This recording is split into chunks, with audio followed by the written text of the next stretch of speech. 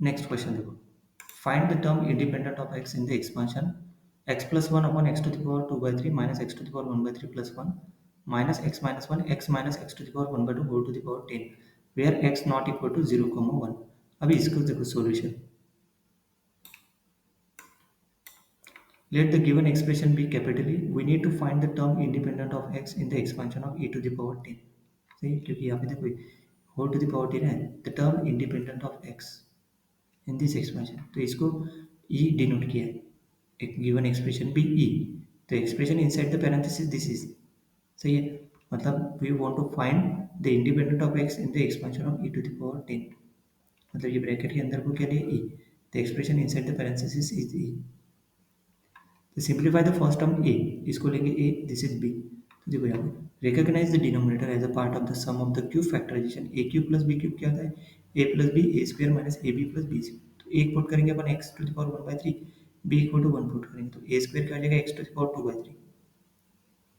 अब ये डिनोमिनेटर को रिकॉग्नाइज करेंगे, देखो denominator x to the power two by three minus x to the power one by three plus one, मतलब x to the power one by three whole square minus x to the power one by three into one plus one square, मतलब ये term होगी ये वाली।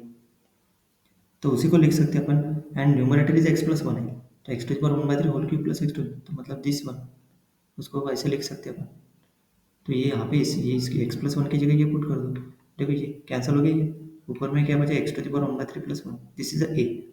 Since denominator this is never zero, मतलब cancel हो जाएगा, A क्या बचेगा x to the power one by three plus one.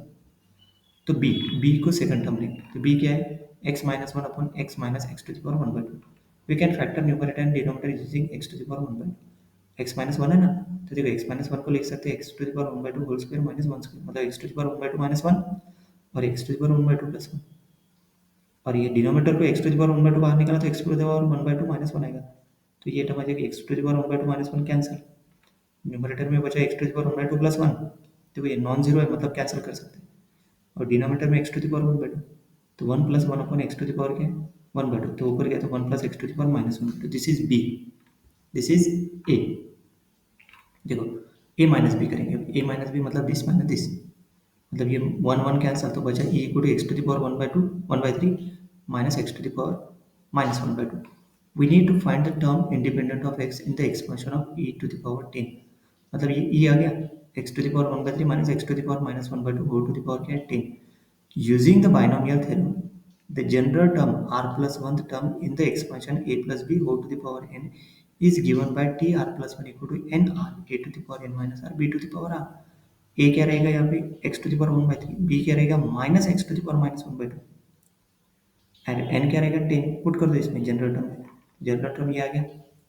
Simplify करो and combine power of x करो, तो x का पावर क्या आ गया ten minus r by three minus r by two. For the term to be independent of x, independent of x मतलब coefficient constant term हो गया ना, तो exponent of x must be zero, तो एक्सपोनेंट क्या है यहाँ पे ten minus r by three minus r by two equal to zero.